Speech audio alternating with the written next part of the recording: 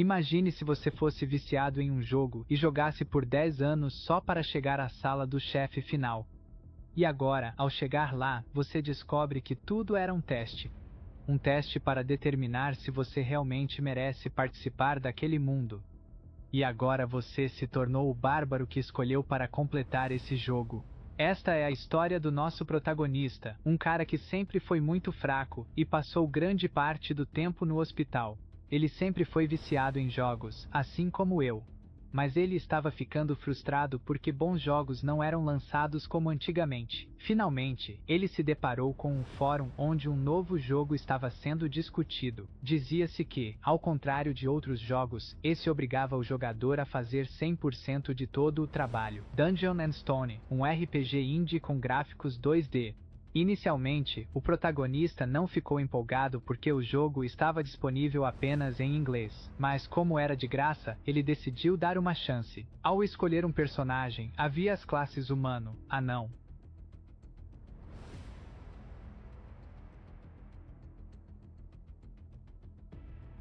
Só veja ele. Todos eles, eu trouxe seu almoço. Elfo, bárbaro e furry.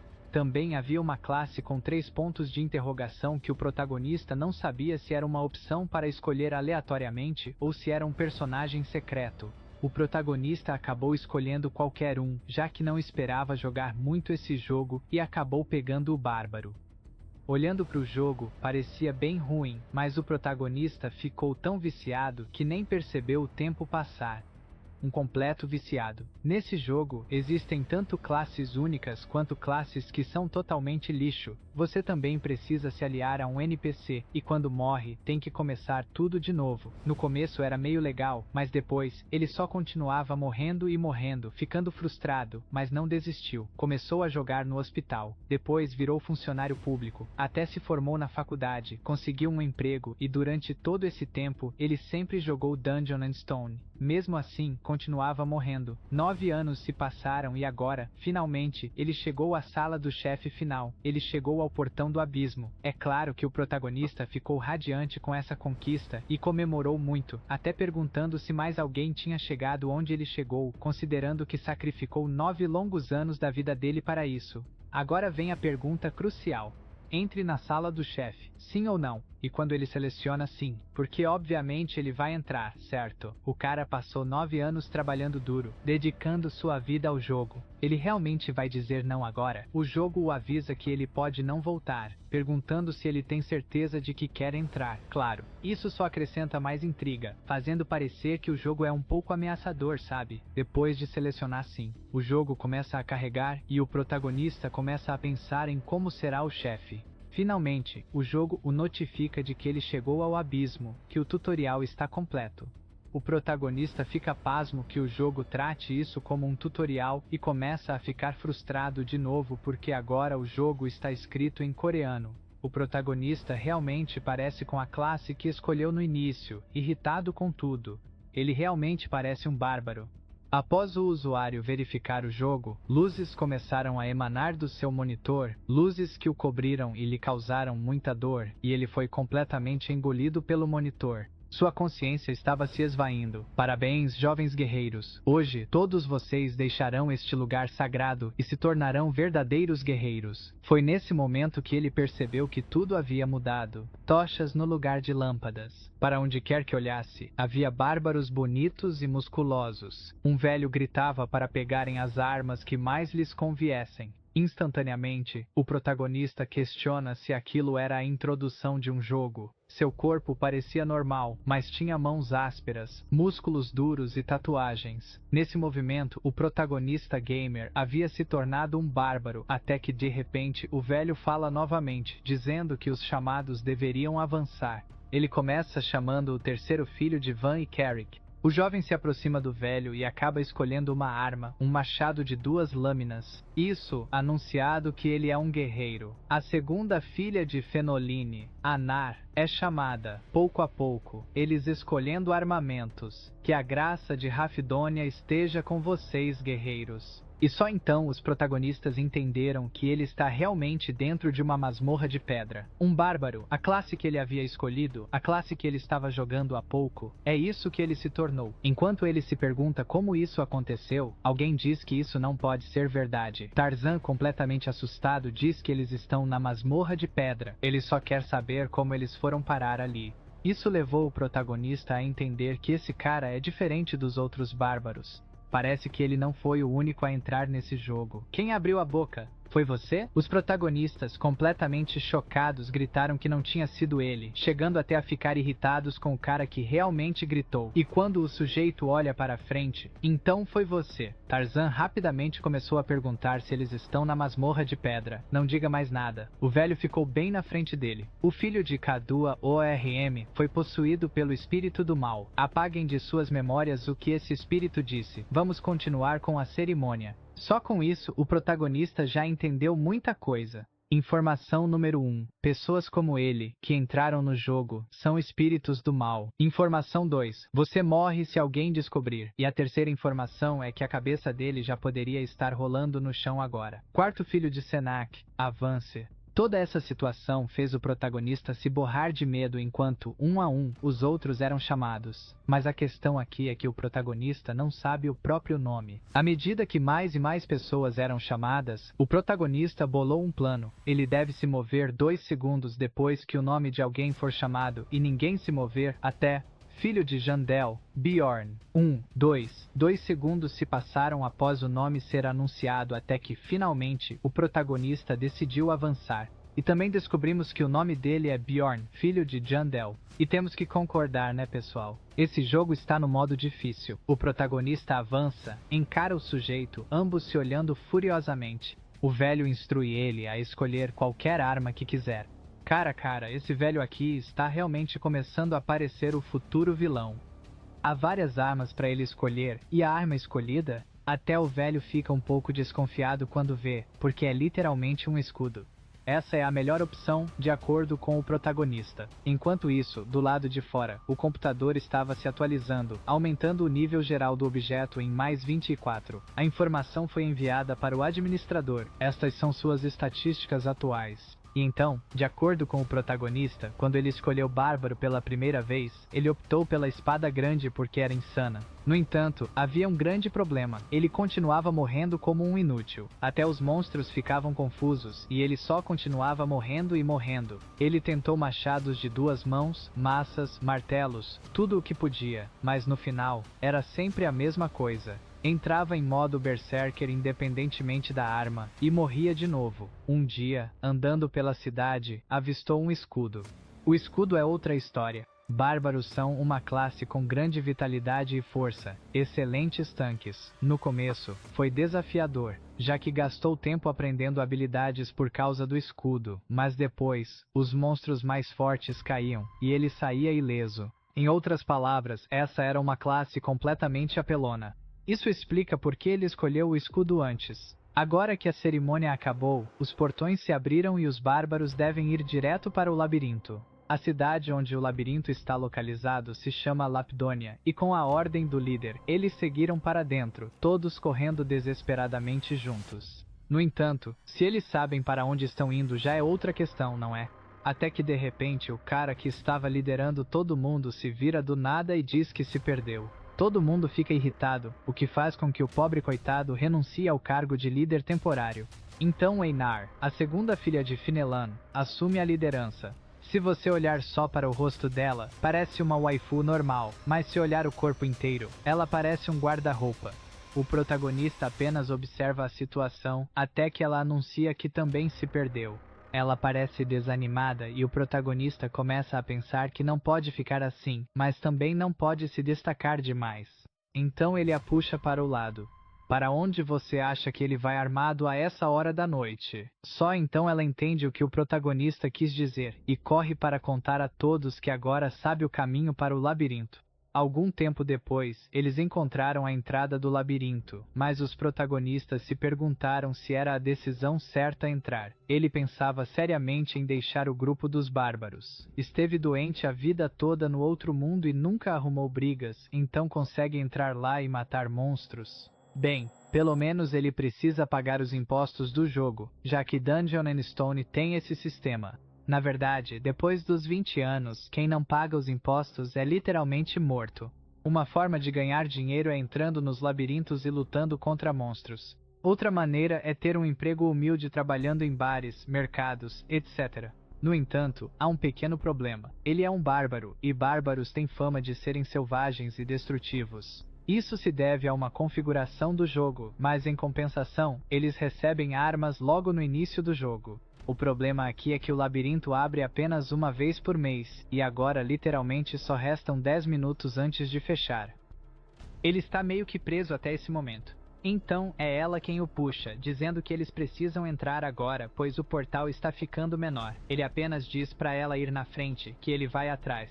Mas antes de ir, ela agradece a ele. Ele diz que não é necessário, mas ela fala que quer saber como pode se tornar tão sábia quanto ele, já que nunca viu um bárbaro inteligente como ele, e quer ser como ele. Bem, ela basicamente teria que nascer de novo em outra raça, certo? Mas como ele não quer ser maldoso com ela, ele diz para ela pensar e agir normalmente. Ela agradece alegremente, dizendo que se ele voltar vivo do labirinto, ela vai recompensá-lo. E aí, pessoal, será que é o que eu e vocês estamos pensando? Será que vai rolar alguma barbaridade entre eles? No entanto, o que ficou preso na mente do protagonista foi voltar vivo. Os bárbaros neste jogo não têm medo da morte. Eles não ligam para isso. Então, o protagonista pergunta se ela também tem medo de morrer. Ela pensa por um momento e pergunta se isso não é óbvio. Claro que ela tem medo, mas eles são guerreiros natos. Se você não sabe lutar, azar o seu. Isso meio que fez ele entender que vai ter que entrar no labirinto. Então é isso. Eles vão se ver dentro do labirinto ou não. Mas sendo um bárbaro, ele aprende a superar o medo e agora está indo para dentro. Certo, pessoal? Você entrou no primeiro andar, Caverna de Cristal. Ah, e só para avisar, o protagonista não é chorão, tá bom? Ele é um homem de poucas palavras. Agora, dentro da masmorra, ele literalmente não consegue ver nada. E quando falamos de masmorra e pedra, o protagonista é veterano. Isso significa que ele sabe que deveria haver cristais nas paredes que iluminam pelo menos uma parte do caminho. Então ele percebeu que acabou sendo enviado direto para a masmorra das trevas. E isso era algo que nunca tinha acontecido com ele em 9 anos jogando o jogo. Então o cara começa a andar e a sentir as paredes. Devagar, ele vai se movendo, se apoiando nelas, e bem quando acha que está indo devagar demais, o cara caiu em uma daquelas armadilhas de urso, cara. Isso deve doer só um pouquinho. O cara quase se mordeu de dor, mas teve que ficar em silêncio já que o inimigo podia estar por perto. E adivinha só, o protagonista não estava errado, né? Olha o capetinha espreitando ali, o pior é que eles são sorrateiros. Ele só vem pra cima de você quando você está enfraquecido. O protagonista tira a armadilha, reclamando que deveriam fornecer sapatos de couro, não sandálias. Ele fica bravo consigo mesmo por reclamar e começa a gritar para eles virem pra cima dele. É isso que ele quer. Ele se levanta mesmo sem sentir a perna por causa do veneno da armadilha. Ele fica ainda mais irritado, chamando o Goblin pra briga. Na verdade, ele começa a ficar desesperado, insultando o Goblin, e o pior é que, nesse momento, o protagonista ouviu os passos da criatura, o que o levou a entender que insultar a criatura realmente funciona. Então ele decide fingir que está fugindo. Ele anda, a criatura anda. Ele para e a criatura também para. Vendo isso, o protagonista decide mudar de plano. Ele cai, e cai de propósito, contudo só para enganar o Goblin. A criatura fica ali à distância, apenas observando. Ele realmente morreu? Eu estava pensando, o que a criatura vai fazer, sabe? E o patife começa a atirar pedras na cabeça do protagonista para ver se ele está vivo. E obviamente isso já deixa nosso bárbaro completamente nervoso. E eu acho que esse Goblin jogando pedras é mais esperto do que os outros bárbaros perdidos tentando encontrar o labirinto, até que o Goblin se aproxima e o protagonista comete um grande erro. Ele erra o golpe, e pior ainda, vê o Goblin rindo, zombando dele. Então seu sangue ferve e seu corpo até começa a se mover sozinho. Ele acerta o Goblin. Isso deve ter lançado o pobre Goblin para longe. E pessoal, essa é a verdadeira força de um bárbaro, ele é completamente insano. O Goblin já estava sem vida há um tempo, mas com os olhos injetados de sangue, ele continuou esmurrando o Goblin. Ao derrotar esse Goblin, ele ganhou mais um ponto de XP, e lentamente o cadáver da criaturinha começou a desaparecer, exatamente como no jogo, deixando para trás apenas um pequeno cristal. Isso é usado como moeda aqui em Dungeon & Stone. É uma gema mágica de 9º grau, e seu preço é exatamente o de um pedaço de pão. Agora está mais claro do que nunca. Este é um mundo com masmorras e monstros, com paisagens familiares e diferentes raças de jogo. Tudo que ele conhece bem. Este é o jogo que ele jogou por 9 anos. Mas se esta é sua nova realidade, só saberá se morrer. E com esse rastro de sangue, não parece que isso esteja longe de acontecer. Tenho que admitir que o capítulo 4 desta obra foi exatamente isso. O cara rastejando, espalhando ketchup por todo lado. Ele deve ter se arrastado por uns 10 quilômetros. Eu sei que houve um momento em que ele até viu uma luz no fim da caverna e começou a enlouquecer sozinho, provavelmente por causa da perda de ketchup, né, pessoal? E quando ele estava quase desistindo, avistou um grupo que na verdade também o avistou. Nesse ponto, o protagonista estava quase morrendo de hemorragia, e como ele ficou com menos de 2% de vida, ganhou um ponto permanente de sanidade. Então o protagonista está lá tentando falar, mas não consegue porque está todo quebrado, e o cara quer saber se ele é um novato. Mas não faz sentido um novato ter chegado lá antes deles. O protagonista começa a ficar irritado, até querendo socar aqueles que estão ajudando ele, mas o cara permanece calmo, até dando um leve sorriso. Mas na verdade, ele se vira e pergunta se o ouriço pode curar o bárbaro. O protagonista pensa, eles têm uma sacerdotisa no grupo, agora estou salvo, né? Mas o maldito ouriço simplesmente se recusa do nada. O cara, que parece ser o líder do grupo, diz que já esperava por isso, mas então pede uma poção para outro membro já que ele tem muitas. O cara só pergunta se ele não tem mais poder divino, mas ele diz que podem vender o uso desse poder lá fora e dar uma poção para o bárbaro. E aqui está a poção. O cara só avisa que, como não é poder divino, vai doer um pouco, e o protagonista só quer a poção antes de morrer. Então, o cara derrama a poção no pé podre dele, e devido ao efeito de cura, o corpo começa a se regenerar rapidamente. Mas junto com isso, veio a dor. O protagonista começa a gritar de dor, mas logo depois, o pé do homem estava como novo. Ele até conseguiu se levantar já. Mas, obviamente, nada disso veio de graça. Agora o cara quer saber como um novato acabou aqui sozinho. Será que ele encontrou uma passagem secreta ou algo assim? Mas, de acordo com o protagonista, ele não faz ideia. Ele simplesmente apareceu nesta masmorra. O paladino diz que leu sobre isso em algum livro, mas que só acontece uma vez a cada 100 anos. Então o protagonista percebe que ele é meio azarado, né? E depois de reunir todas as informações, o cara diz que ele não precisa pagar pelas poções, já que tempo nesse labirinto é dinheiro. Claro, o protagonista acha estranho que estejam investindo tanto tempo nele, e certamente é bom ter sobrevivido. Os caras então seguem na direção de onde os protagonistas vieram. Dá pra perceber pela trilha de sangue, né? Até que o cara das poções diz que o bárbaro é sortudo, mas o loiro fala que ele passou por tudo aquilo no começo do jogo e é sortudo. A mulher diz que o ruivo não quis usar a poção, então foi o pequeno líder loiro que salvou o protagonista. E ele não nega, mas diz que a sacerdotisa pensou o mesmo. Só com isso, o clima ficou tenso, e depois de um tempo trocando palavras nada gentis, eles começaram a questionar até onde vão as manchas de sangue do bárbaro. O arqueiro começa a se perguntar se foi mesmo sorte para o bárbaro, mas então eles continuam seguindo até finalmente pararem, porque o que acabaram de encontrar é o portal para o segundo andar do labirinto. Isso já animou o grupo, e quando estavam prestes a entrar no portal, a mulher pede para esperarem um pouco e aponta, perguntando se aquilo ali não é a sandália do bárbaro. O velho, completamente empolgado, usa uma magia de luz e a lança ao longo do caminho de onde eles vieram. Dá pra ver que o rastro de sangue continua naquela direção, pessoal. Todos ficaram em choque. O velho só pergunta ao guia quanto eles já andaram desde que encontraram o bárbaro caído, e o loiro diz que foi, 10 milhas de distância. Só então eles entenderam que se o cara rastejou sozinho por tanto tempo, ele tem o corpo de um monstro. O ruivo começou a tremer só de pensar nisso. Se fosse ele naquele lugar, será que aguentaria tudo aquilo?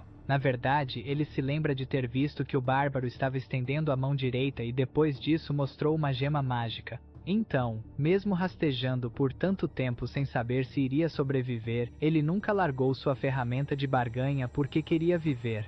Ele não tinha mais nada. O ruivo imediatamente retira o que disse sobre o bárbaro e ainda pergunta qual era mesmo o nome daquele cara. Todo mundo pode pensar que bárbaros são apenas pessoas burras e loucas que só pensam em matar, mas aquele cara ali é bem diferente. Voltando aos protagonistas, você mata o Goblin. Ele estava despedaçando as criaturas, usando apenas o escudo e os punhos. Ele aprendeu os padrões dos Goblins, espalhou armadilhas pelo caminho, e mesmo que eles viessem por trás, o protagonista se virava e derrotava os Goblins com um porrete. Havia apenas um problema em tudo isso: ele estava com fome. O líder da tribo até tinha dado para ele uma sacola com comida, mas ela estava rasgada. Resumindo, ficar se arrastando por aí não foi uma boa ideia, já que ele perdeu 5 dos 7 pães que tinha. Ele começa a pensar que vai ter que racionar o que sobrou, e o garoto é meio grandalhão, né? Ele come o pão e diz que gostoso, mas com sede. Onde é que ele vai encontrar água nessa masmorra? Esse maldito jogo não precisava beber água antes, mas agora que é vida real, o jogo ficou ainda mais difícil, né? Então ele se levanta e, irritado, começa a procurar. Depois de um tempo, ele percebe que, se o líder não deu água para ele, deve haver um jeito de conseguir. Aí ele ouve bem na frente dele o som de água, e tem um cara bebendo água no canto. Ele se aproxima um pouco, mas o cara se levanta e vai embora. Então ele para contar seus cristais, e ele está na casa dos 40, para alguém que estava morrendo pra caramba lá fora. Agora ele está melhor, certo? Mas um novo problema surgiu: a fadiga, o sono. Atualmente, há 2 formas de dormir em uma masmorra. A primeira é apenas dormir e deixar o destino nas mãos de Deus. A segunda é um pouco mais eficaz. Ei pessoal, vamos ser companheiros. Sim, o protagonista não esperava que todos recusassem, irritando-o novamente. Tudo irrita este homem. Até que de repente alguém o chama, e é um cara todo sorridente chamado Hans, perguntando se ele está realmente procurando um companheiro noturno. Mas então ele explica que é para vigiar um ao outro enquanto dormem. Eu aceito trabalhar com você. Eu sou Bjorn, filho de Jandel. Então, o cara, todo romântico, aperta a mão dele enquanto diz que seria melhor se fossem 3. E todo corado, ele pergunta se é realmente só os 2. O protagonista já quer arrancar a cabeça dele, cara, mas ele se contém, já que precisa desse companheiro noturno. Depois que eles jogam pedra, papel e tesoura, e Hans vence, ele é quem vai dormir primeiro. O protagonista, como sempre, fica puto, mas desta vez é porque ele está sem sorte. Pegue isto, é chamado de relógio. Quando o ponteiro estiver aqui, me acorde. Você entendeu ou quer que eu explique de novo? Quer um desenho? Você realmente acha que sou burro, hein? Sim, é normal as pessoas terem essa impressão de bárbaros. E sim, o cara realmente dormiu como uma pedra. O protagonista está ali pensando se deveria pedir emprestado o saco de dormir do cara. Ele também espera que nenhum Goblin apareça. Com isso, o tempo passou, e finalmente, ele acordou Hans. Ele o agradece pelo bom trabalho e diz que agora é a vez dele dormir por 2 horas. Mas obviamente, o protagonista não vai conseguir. Como ele pode confiar nesse cara que ele nunca viu antes? Então, o protagonista começa a roncar porque está muito cansado. Será que o cara vai traí-lo? Ele até vira as costas para fingir que não sabe de nada, dando uma abertura para o cara, e apenas espera que o maluco venha para cima dele. Mas o cara não fez nada, e era a vez dele de ficar de guarda novamente. O protagonista não dormiu nada. Ele começa a perder a sanidade, se perguntando por que o cara não fez nada. Então ele começa a se arrepender de não ter dormido e diz que precisa ganhar confiança no cara, até que ele lentamente começa a dormir. Cara, ele acorda com um grito alto do cara, e eles apenas se encaram. Eu não dormi um pingo, sabia? Então por que você não limpa a boca antes de falar? Ah, desculpa, cara. O protagonista o avisa que ele pode dormir mais se quiser, e ele continuará a vigiar. Mas o cara, todo feliz, diz que não há necessidade. Ele pode dormir, e ele vai cuidar disso. O protagonista o agradece. Hans mantém aquele sorriso astuto o tempo todo. O protagonista percebe isso. Ele oferece ajuda. Ele não o culpou quando ele dormiu, e até se recusou a trocar de turno quando ele cometeu um erro. Em Dungeons & Stones, o jogo que ele conhece, caras gentis como este literalmente não existem.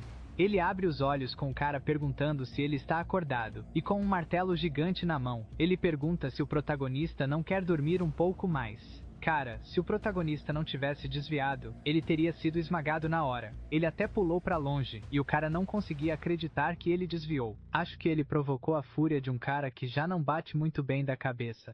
Alguém pode morrer nessa confusão. O protagonista parte pra cima dele com ódio total, e o cara pede pra ele esperar.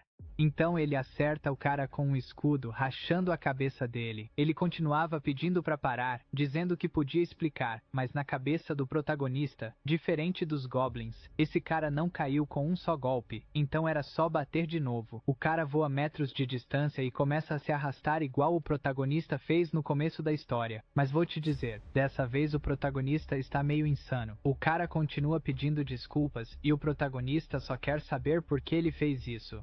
O cara disse que ia nocautear ele para roubar as pedras mágicas. Aí ele começa a falar em pegar o escudo também, e o equipamento porque daria um bom dinheiro. É só isso? Sim. Agora me deixa ir. Acho que isso não vai acontecer, cara. Essa é a última chance que o protagonista está dando pra ele contar a verdade. E o cara, morrendo de medo, diz que queria o coração. O bárbaro fica confuso e não entende direito, mas o cara diz que o coração de um bárbaro vale muito dinheiro. Parece que eles estão sendo usados como matéria-prima para itens mágicos. Então, resumindo, o protagonista era como um goblin pra esse cara. Se ele conseguisse caçá-lo, valeria a pena. Mas Bjorn quer saber por que ele só agiu agora e não quando ele estava dormindo. E a razão é que ele também precisava dormir. Agora que eu contei tudo, você vai me deixar ir? O protagonista sabe que mais pessoas como esse cara vão aparecer, então ele sempre vai deixá-los ir.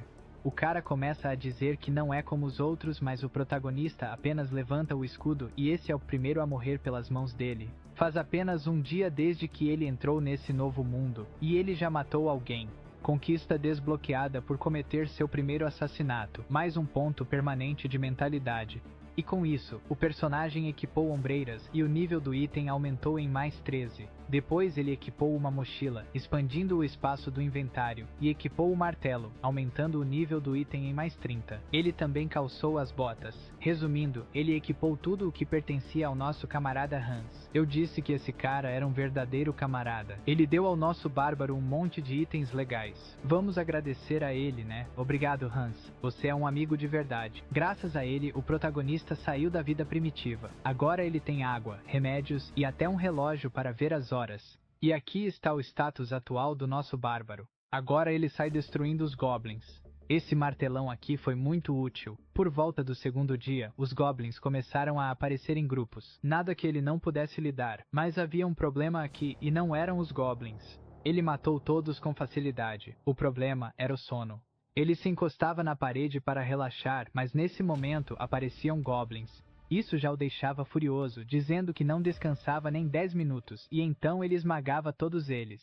Depois de limpar tudo, ele diz que vai tirar um cochilo, mas do nada, aparece uma mensagem do sistema dizendo que ele foi atacado por um goblin enquanto dormia. Tinha literalmente um gordinho esfaqueando o peito dele, cara. Ele se assusta e dá um tapa no gordinho, jogando-o longe. O outro goblin, ao ver o amigo passando voando a uns 80 km por hora e perceber que o protagonista estava meio bravo com a facada, saiu correndo. Só um tolo ficaria. Agora, lidar com o ferimento de faca é o problema. O protagonista achou que acordaria antes de ser esfaqueado, mas agora precisa cuidar do ferimento, e o bárbaro diz que a poção dói mais do que a facada. Isso nem faz sentido. 14 horas depois de matar Hans, ele pensa em encontrar outro companheiro noturno. Como Hans costumava dizer, agora que sabe o valor do seu coração. E diferente do outro dia, todo mundo quer ele no time. Talvez porque agora ele esteja mais limpo. Não sei, mas todos que passavam o convidavam. Porém, hoje é ele quem recusa, dizendo que só entraria na própria raça, os bárbaros. Ele não se considera mais humano. Depois de um tempo andando pela masmorra, ele vê uma elfa sentada em um canto. Ela olha para ele e se assusta, claro. De acordo com o sistema, o protagonista encontrou uma elfa ferida. A primeira coisa que ele faz é perguntar se ela está machucada, o que a deixa ainda mais alerta. Depois de olhar mais de perto, ele percebe que ela tem uma flecha no abdômen, e não foi feita por goblins. Automaticamente, ele pergunta se ela foi ferida por humanos enquanto se aproxima. A garota apenas se ajoelha e começa a implorar por perdão. O bárbaro fica completamente confuso com isso, e ela pede que, só desta vez, ele a poupe. Ela precisa cuidar do irmãozinho em casa. Agora, o protagonista começa a ficar totalmente confuso, porque não é normal elfos agirem assim.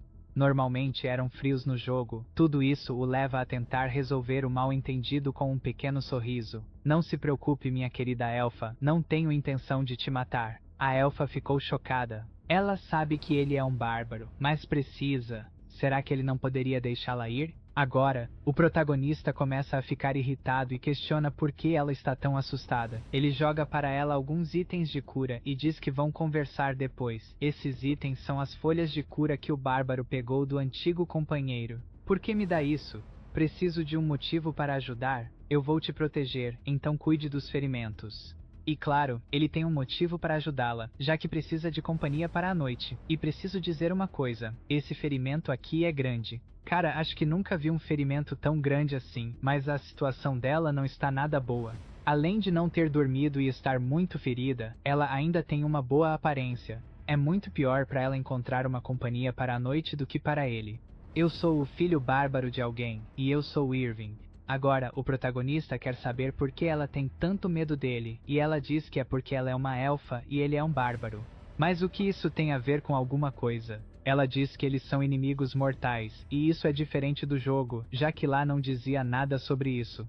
Rapidamente ela se arrepende, dizendo que na verdade, essa guerra acabou há 10 anos e que ela não tem nada contra bárbaros. Resumindo, ela só não quer brigar com ele.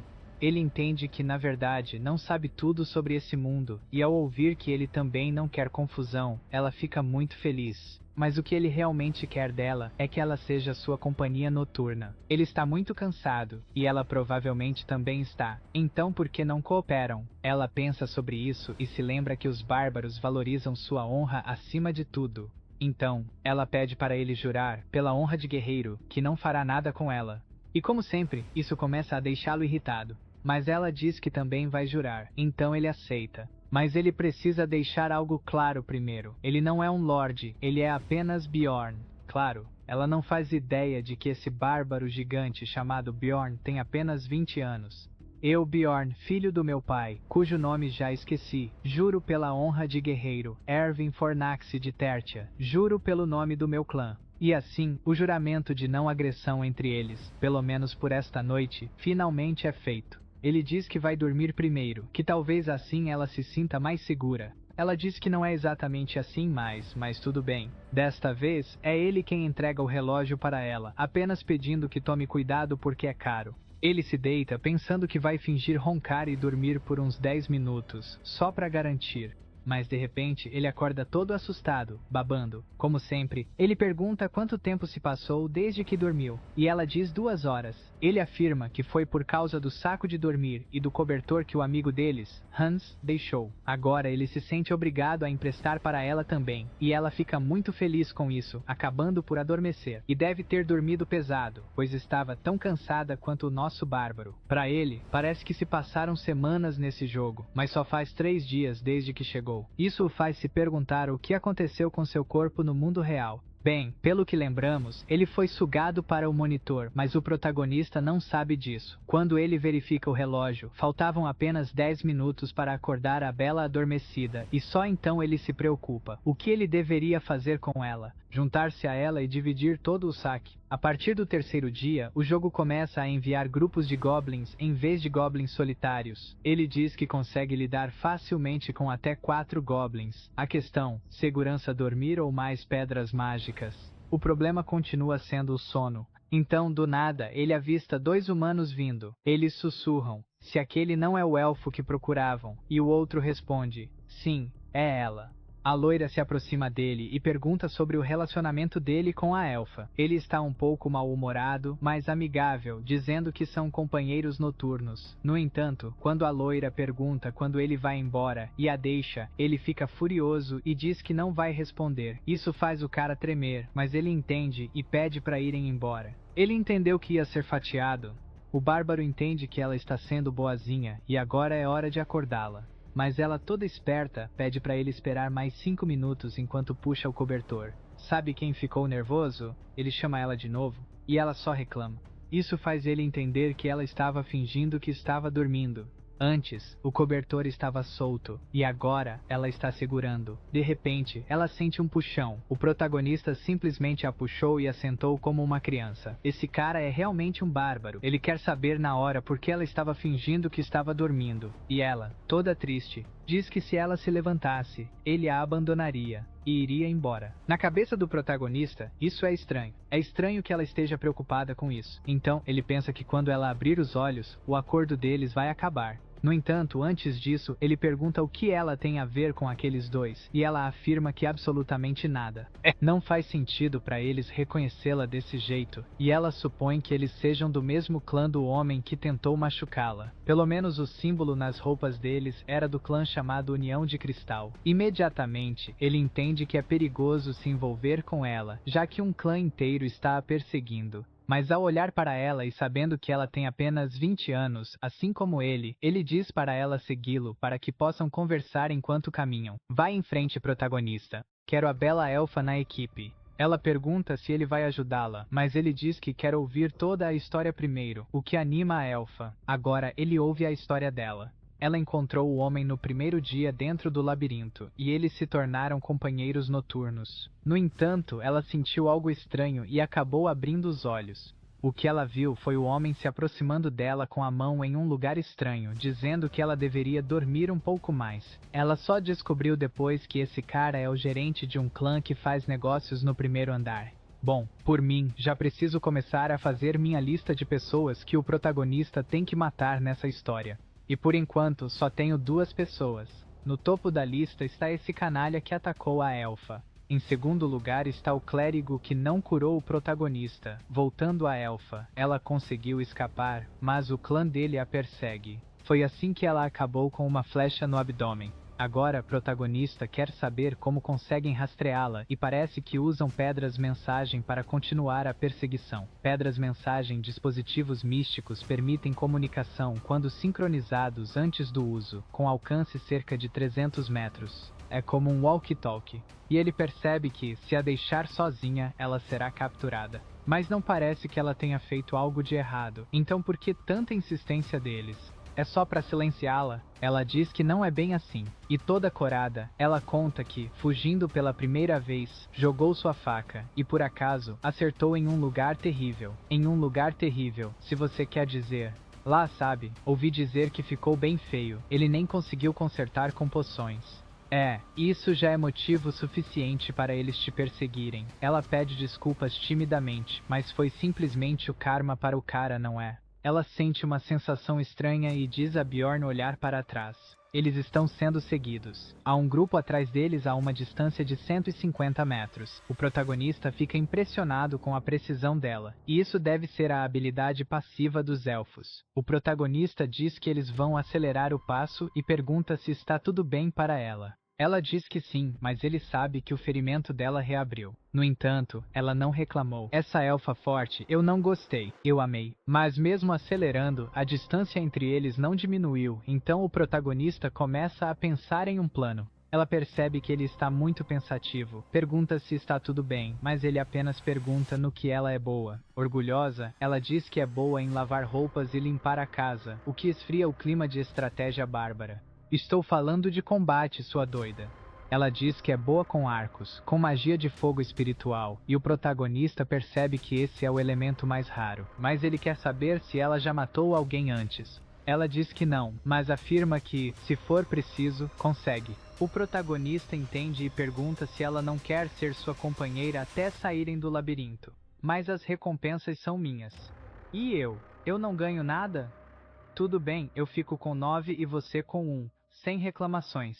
Surpreendentemente, ela aceita o acordo. Agora, estando a apenas 100 metros do inimigo, o protagonista decide mudar o plano. Eles vão fazer um desvio e pedem para Erwin invocar o espírito do fogo, o que ela faz, é claro. O protagonista não esperava voltar a este lugar. A elfa avisa que os inimigos estão mais próximos e Bjorn pede para ela cancelar a invocação. De repente, eles se tornam visíveis. O protagonista sabia que esses caras têm boas técnicas de rastreamento para entrar na escuridão, então ele chama nossa elfa favorita e diz para ela atirar para derrubar os inimigos. Ela puxa o arco naquela bela pose de arqueira e com um olhar frio, dispara a flecha em direção ao oponente, acertando-o bem na cabeça. Ela pensa que conseguiu sua primeira morte, e o protagonista a elogia, dizendo que se ela hesitasse, eles poderiam estar em perigo, aproximando-se do corpo. Ser Jin, você me ouve? Ser Jin, responda. Droga, perdemos contato com Ser Jin. Ele perseguia aquela garota e o bárbaro. Todos ouvindo esta transmissão, reúnam-se no distrito dos Goblins. O cara que veio atrás de Bjorn e da elfa se chamava Ser Jin. Depois de verificar os itens de Ser Jin, os protagonistas viram que ele tinha 2 adagas, uma bolsa cheia de cristais mágicos e uma poção no cinto. Quanto às roupas que Ser Jin estava usando, agora é a elfa quem as veste. O protagonista diz que ela está muito melhor agora. Ela lhe ensina como usar o item de comunicação em forma de pedra, apertando o botão na lateral. Repito. Ser Jin não está mais respondendo. Ele estava perseguindo aquela elfa e foi derrotado. Eles estão no distrito dos Goblins. Ela está com um bárbaro que tem um grande martelo e a recompensa é de 10.000 moedas de ouro. A garota elfa já estava em choque, mas ele diz para ela não se preocupar e invocar seu espírito porque agora eles vão viajar pela escuridão. Eles seguem diretamente para o 2º andar desta masmorra. Depois de um tempo ela o chama. Senhor? E pergunta se eles realmente vão para o 2º andar. Ele diz que sim, e ela questiona se ele tem consciência de que é muito mais difícil do que o 1º andar. Ele a assegura de que está ciente e que não haverá problemas, já que eles formam uma boa dupla, o que a deixa um pouco envergonhada. A verdade é que um tanque e um causador de dano à distância sempre foram uma boa combinação. No entanto, ela ainda estava hesitante em ir até que o rádio começa a tocar novamente, com a voz dizendo que se eles pegarem a elfa, permitirão que ele fique com ela em vez das 10.000 moedas de ouro. Ao ouvir isso, ela rapidamente concorda e diz que vai para o 2º andar com o grandalhão. Claro, o protagonista não queria que ela ouvisse aquilo, mas pelo menos se poupou de ter que convencê-la a ir. Segundo ele, sempre gostou de ajudar os necessitados, especialmente se pudesse atrapalhar canalhas no caminho. Não haveria alegria maior do que ajudar enquanto destruía completamente o lixo. Em outras palavras, não há motivo para não ajudar. Enquanto caminhavam, ela perguntou se ele sabia o caminho e ele disse que não, mas indo para o norte chegariam lá. Ele sabe disso pois jogou o jogo muitas vezes. Então, de repente, ela o alerta para esperar porque há uma armadilha de goblins à frente. E ela vai cuidar disso. Obviamente, os goblins aproveitaram a oportunidade para atacar por trás. Ela desvia do primeiro e atira com seu arco, acertando um dos goblins bem na cabeça. O outro veio avançando, mas ela já estava atrás dele em alta velocidade e ele também caiu. Essa mulher é impressionante, pessoal. Toda animada, ela pergunta como se saiu para o grandalhão e ele a elogia muito, dizendo que ela é ainda melhor do que ele esperava. Então ela lhe entrega os cristais mágicos, dizendo que, como prometido, ele fica com 9 e ela com 1. Certo? Toda contente, ela menciona alegremente que se continuarem progredindo assim, ela também vai conseguir ganhar alguns e dar um presente para o irmão mais novo. O protagonista, um tanto confuso, concorda e diz para ela se esforçar. De repente, o rádio volta a falar, anunciando que aumentaram a recompensa para 20.000 moedas de ouro, vivo ou morto. No entanto, como sempre, o protagonista a tranquiliza, dizendo que não serão perseguidos na escuridão. Mais um problema surge. Desta vez ghouls. Não, mas algo como zumbis. Ela pergunta se luta, mas ele diz que lutarão juntos. Em Dungeon and Stone, você recebe mais recompensas na primeira vez que derrota um monstro da mesma espécie. Ou seja, quanto mais espécies de monstros você mata, mais você sobe de nível. Isso é uma verdadeira oportunidade para eles. O protagonista avança e os esmaga, e aqueles que vêm por trás são facilmente abatidos por flechas. Com um companheiro de confiança na equipe, isso é brincadeira de criança. Derrotam os ghouls, chegando ao 3º dia. No caminho, eles avistam algo, encontram sangue e, segundo ela, não é de goblins. De quem será esse sangue, pessoal? Quem quase perdeu um pé aqui e ainda deixou uma sandália para trás? Foi aqui que nosso bárbaro apareceu pela primeira vez ao entrar no labirinto e logo atrás desse lugar estava o portal para o 2º andar. Lembrando que ele quase morreu por causa disso, ele fica furioso, bate o martelo no chão e xinga muito. Erwin se assusta e começa a pedir desculpas, achando que é por causa de algo que ela fez.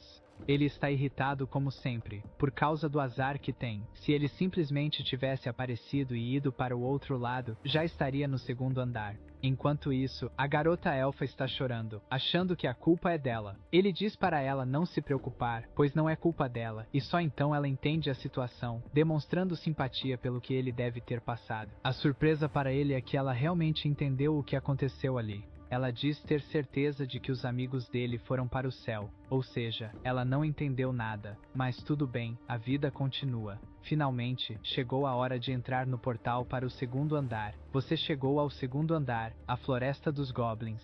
Eles caem do céu e se chocam contra o chão, e agora estão na área norte da Floresta dos Goblins. Parece que não há nenhum ser vivo em um raio de 50 metros, e o local está bem iluminado graças às estrelas.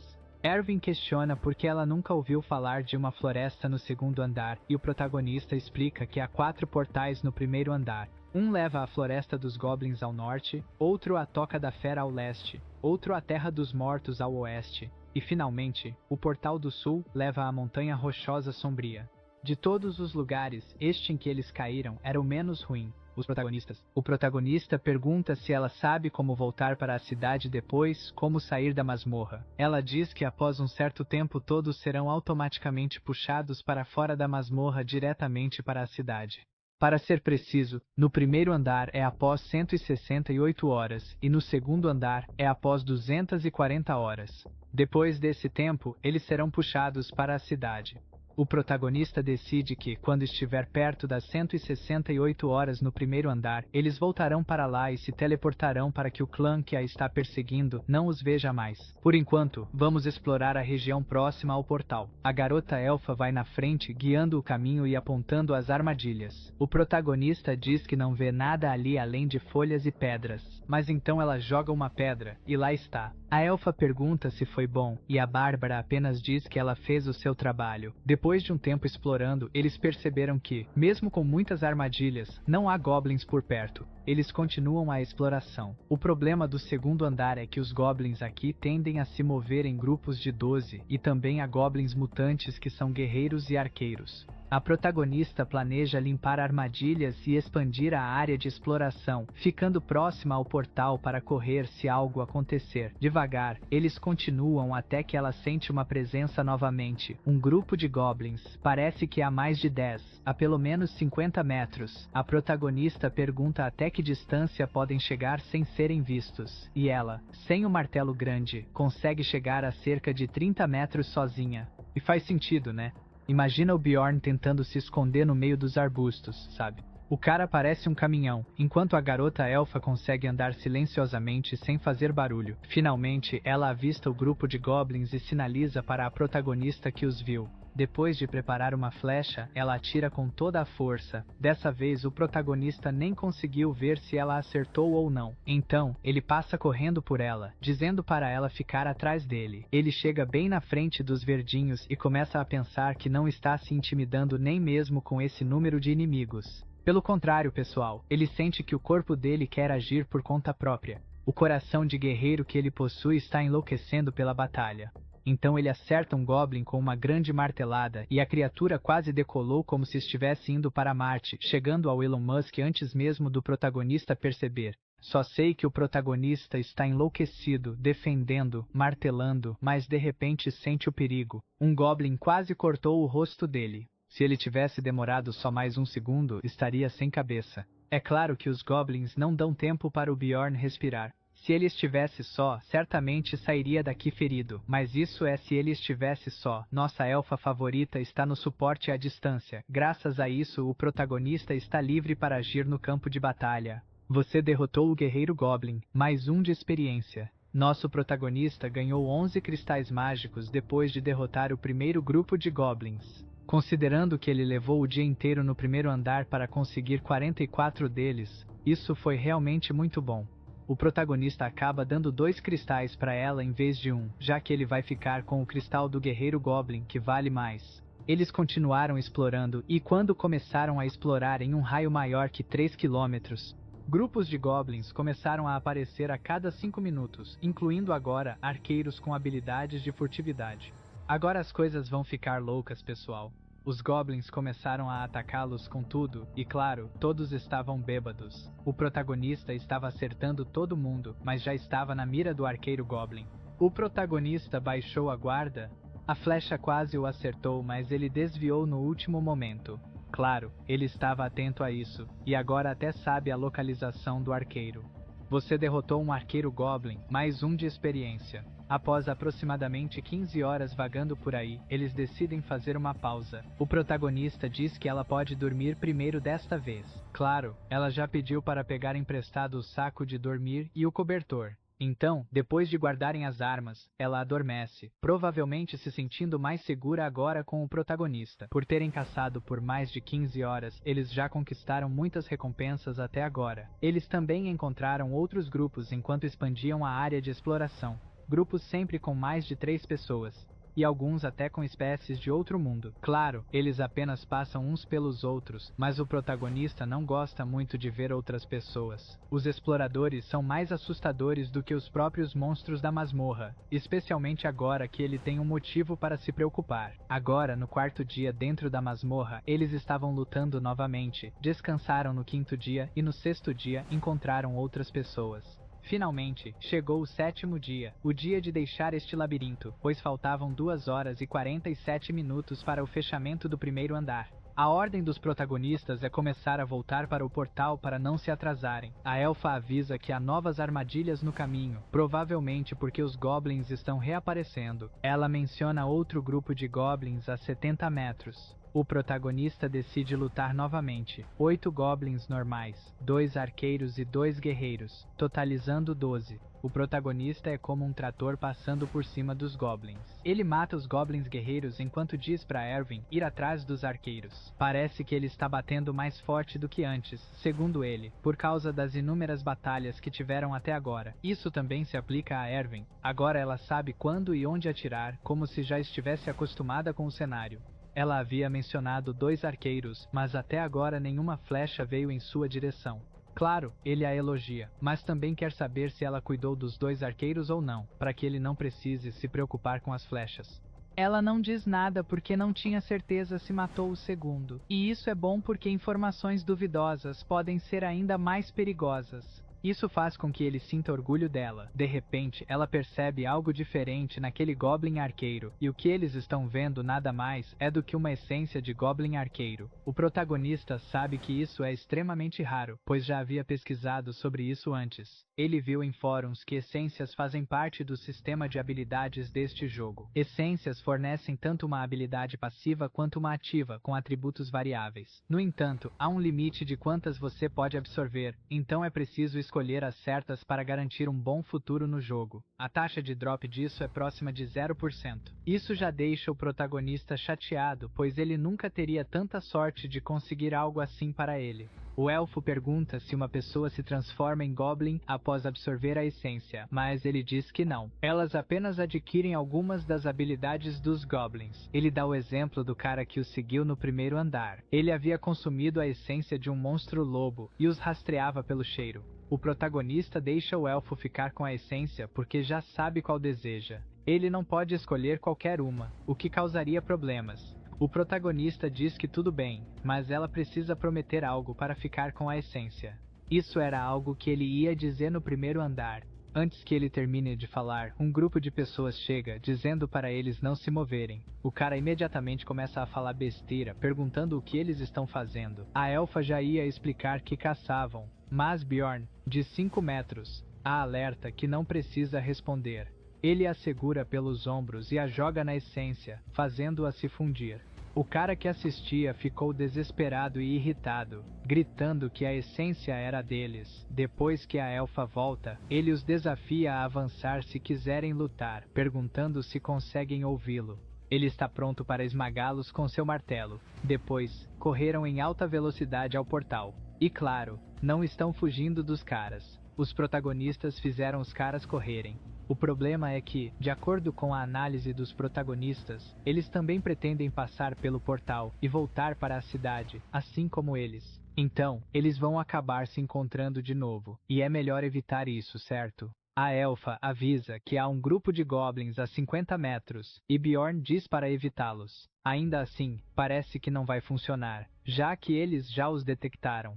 Ele decide, de última hora, que eles devem ir na direção oposta, e ela confirma isso enquanto uma flecha vinha direto em direção ao seu rosto. Por sorte, no último segundo, Bjorn a puxou para trás com toda a sua força, e parece que essa flecha não veio de um arqueiro goblin. Provavelmente são os caras de antes, diz Bjorn. De acordo com o protagonista, os caras chamaram os goblins e devem estar esperando do outro lado. Então ele diz para ela usar seus poderes porque eles vão ter que lutar.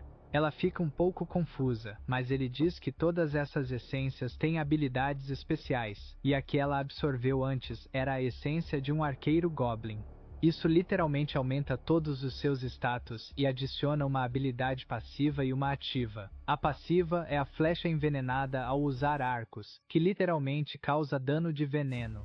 A habilidade ativa são os passos do ladrão, que colocam o usuário em modo furtivo. E claro, isso impressiona os protagonistas. Ela pode ativá-la e até mesmo fazer isso sem precisar dizer nada, apenas com sua vontade. Ele só entrega a ela a bolsa para carregar porque vai lidar com os goblins sozinho enquanto ela cuida do arqueiro humano atrás deles. Claro, ela não aceita, mas ele diz que não há tempo e pede para ela se esconder até que ele sinalize para atirar no arqueiro. O protagonista corre em direção aos goblins e os derrota, lutando contra vários ao mesmo tempo, defendendo e atacando em velocidade insana, até que o arqueiro ataca novamente e esses segundos de descuido foram suficientes para um goblin acertar o protagonista por trás. Ele imediatamente se vira e esmaga esse goblin com um golpe, e agora fica complicado para ele lidar com os que estão à sua frente, ainda sem o apoio do elfo. Com isso, os ferimentos se acumularam e o cansaço também chegou, até que ele sentiu que duas flechas vinham ao mesmo tempo em sua direção. Uma é do arqueiro goblin e a outra é do cara com a besta. Ele percebeu que seria impossível bloquear as duas, então no último momento decidiu bloquear a flecha da besta de um jeito muito estiloso, eu diria. Isso fez com que ele fosse atingido pela flecha do goblin bem no cotovelo. Naquele momento ele sentiu que estava envenenada e começou a perder o movimento do braço. Então, ele meio que teve que escolher entre o escudo ou o martelo. E ao remover a flecha decidiu ficar com o escudo com certeza, já que com o escudo ele ainda pode se defender e atacar enquanto se protege daqueles humanos. Como sempre, ele fica completamente furioso no caminho, e os goblins até começam a fugir dele de medo. Ele sabe que não precisa ir atrás deles agora, especialmente porque tem outra questão para resolver. Os caras já estão dizendo que estão impressionados por ele ter lidado com os goblins sozinho, e claro, o protagonista sempre soube que eram eles. Quando os caras insultam o elfo, ele enlouquece, desafiando-os a virem para cima dele, impressionando-os por ainda ter energia mesmo depois de enfrentar todos os goblins sozinho. Mas mesmo assim, ele tenta chantagear, dizendo que como o bárbaro está ferido, vai deixá-lo ir se ele contar onde está o elfo. Isso faz o nosso Bjorn sorrir, e isso faz com que os caras o chamem de doente por rir numa situação dessas. Então, o líder deles ordena que não baixem a guarda e que pensem que estão caçando um monstro gigante. No entanto, agora ele está com um braço inútil, então é hora de dar um sinal, e o sinal é algo que até as pessoas deste mundo vão entender. Ele imediatamente parte para cima do líder dos caras do nada, desferindo um golpe violento com o escudo contra a espada do sujeito, o que rapidamente fez o cara chamar seu companheiro. O velho samurai veio cortando com grande força, fazendo o escudo se mover para o lado, mas o protagonista parte com tudo novamente. O problema é que agora ele está cercado, e justo quando estava prestes a se perguntar se Irwin tinha perdido para o cara da besta, uma flecha começou a vir com força, mas ninguém sabia de quem era. Tudo o que eles sabiam era que ela vinha direto nele junto com o líder, e como o tanque dos caras defendeu, essa flecha só podia ser da elfa. O tanque rapidamente começa a gritar para atacarem o bárbaro, pois ele cuidaria das flechas e o cara realmente estava defendendo, enquanto os outros dois atacavam o protagonista pelos dois lados. O líder acertou o escudo pela frente, enquanto o samurai veio por trás. Rapidamente, o protagonista decidiu oferecer seu braço inútil em troca de acertar um belo golpe na cabeça do líder dos caras. E que golpe foi esse, meus amigos? Até o desdentado ali começou a reclamar que ele é um monstro. Bjorn rapidamente olha para trás e consegue desviar do próximo ataque do samurai. Ele cria uma certa distância até que algo surpreende o velho samurai, uma flecha que o tanque acabou defendendo. No entanto, desta vez é uma flecha de fogo, já que ela possui o espírito do fogo, o que força o tanque a jogar o escudo fora, e na cena seguinte ele já levou uma flechada no ombro. Agora, o escudo está amassado e há outro ferido pela flecha. O líder entende que se ficar ali, a situação vai ficar feia para ele, então ele foge, dizendo que vai cuidar do elfo. O samurai começa a atacar com mais força, dizendo ao protagonista para desistir. Nosso Bjorn ganha um pouco de impulso e usa o escudo para bloquear a visão. Quando ele está perto, ele deita o escudo para acertar o samurai, mas o malandro desviou. Ele acertou o tanque atrás. O cara saiu voando, cuspindo sangue. O velho fica furioso e volta a atacar com cortes, mas o protagonista está tranquilo. Ele só não entende por que esse samurai tão forte está em um grupo como esse.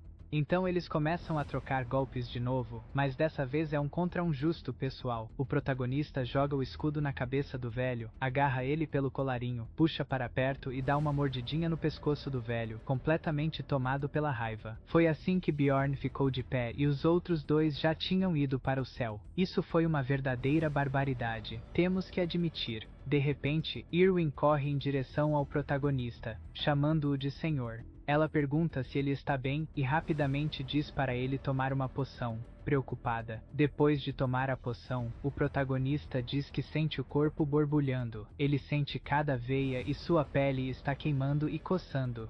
Depois de um tempo, vemos ela o encorajando, dizendo que ele consegue, mas ele só quer saber que horas são agora. Ela diz que são 11h20, 10 minutos desde que ele tomou a poção, o que o faz lembrar que faltam 40 minutos para o primeiro andar fechar.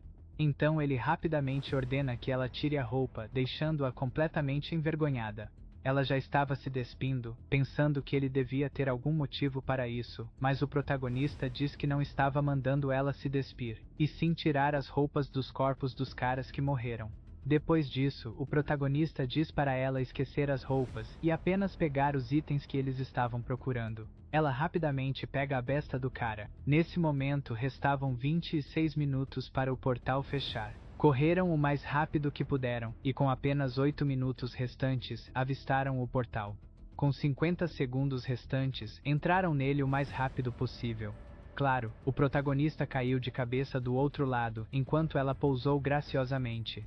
Ele ficou irritado por ter caído de cabeça, mas ela estava animada, dizendo que foi divertido, e agradece pelo bom trabalho. Ele retribui, e ela menciona que agora ele pode falar sobre a condição da essência que mencionou. Não há tempo para discutir isso agora, então conversarão sobre isso quando saírem. Com apenas 8 segundos restantes, ele tentava lembrar o nome da taverna, e com 4 segundos faltando, sua cabeça quase explodia de tanto pensar. No último segundo, ele diz que é a baleia negra, que vai encontrá-la lá do outro lado. E assim o labirinto foi fechado, pessoal. O personagem foi enviado para Raftonia, a cidade inicial. Finalmente, o protagonista está de volta e pode-se ver que outros também retornaram.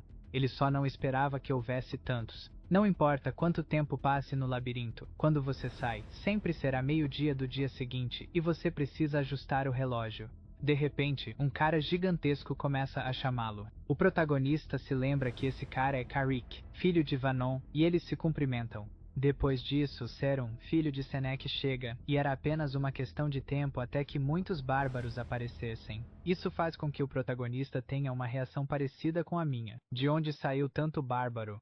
De repente, o pessoal começa a ir até a loja para contar os cristais, apostando quem tem mais. Claro, eles convidam Bjorn para participar da aposta. A mulher que estava fazendo a contagem disse que havia 41.498 cristais ali, o que impressiona todo mundo. Então chega a vez do protagonista. A mulher começa a contar rapidamente, o que impressiona Bjorn, e quando ela revela o resultado, são impressionantes 182.413 cristais, pessoal, tornando-o 9-1 com o elfo fácil. Isso faz com que todos os bárbaros comecem a elogiá-lo, já que ele quebrou o recorde de cristais da loja, especialmente depois de verem que, além dos cristais, ele tinha sapatos, uma bolsa e até uma arma. Rapidamente todos começam a gritar o nome dele, deixando-o feliz, até gritando que ele é o melhor guerreiro de todos. Então eles o jogaram para o alto, gritando seu nome: Bjorn, Bjorn, Bjorn. Com isso, o tempo passou e o protagonista se enturmou com os bárbaros até que vê alguém familiar de longe, nossa elfa favorita. Ela está lá feliz, conversando com um grupo de elfos, o que deixa o protagonista com ciúmes, já que ele está cercado de caras musculosos. Quando ela o olha, acena discretamente.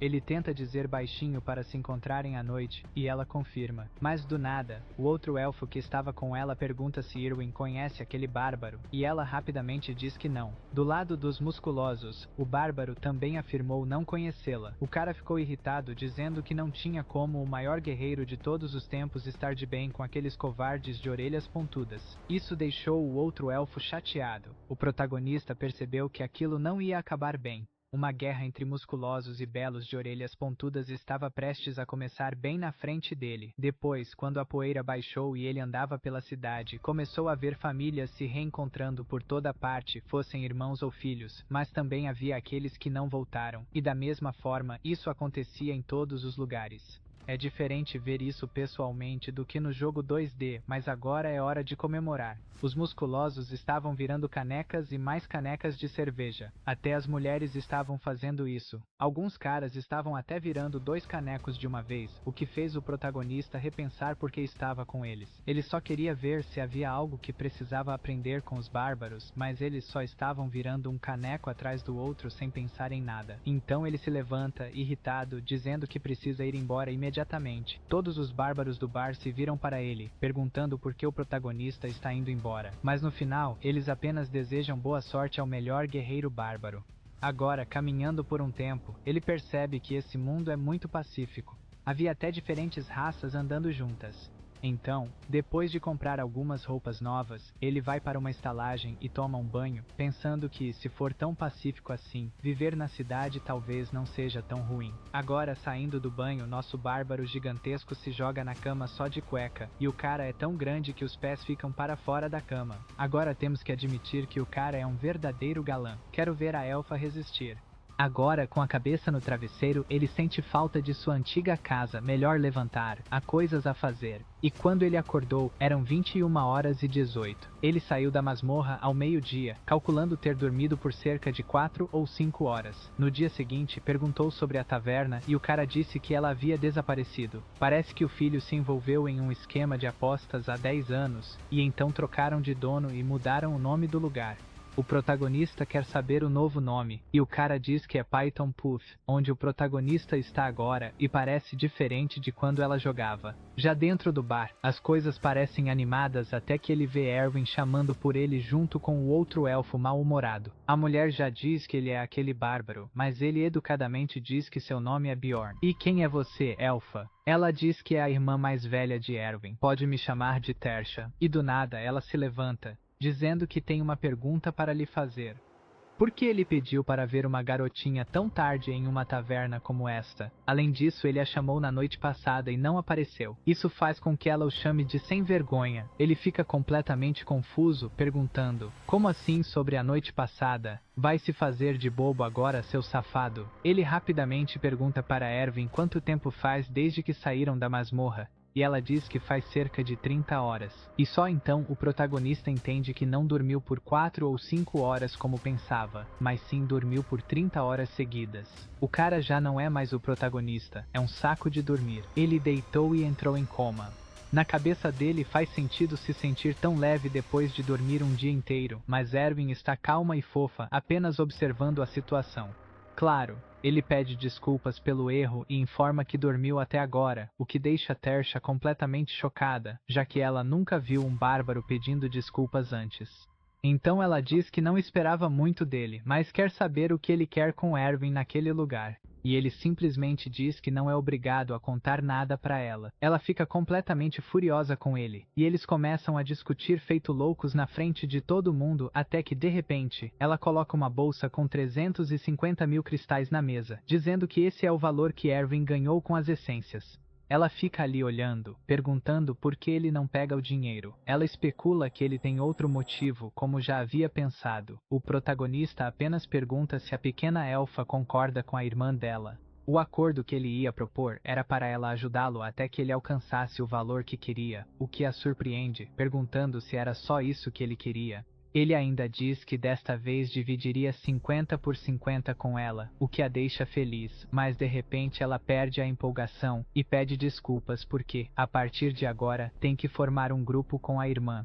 Então a irmã começa a dizer que nunca a deixaria ir sozinha. Foi só da primeira vez porque fazia parte do ritual e tudo mais.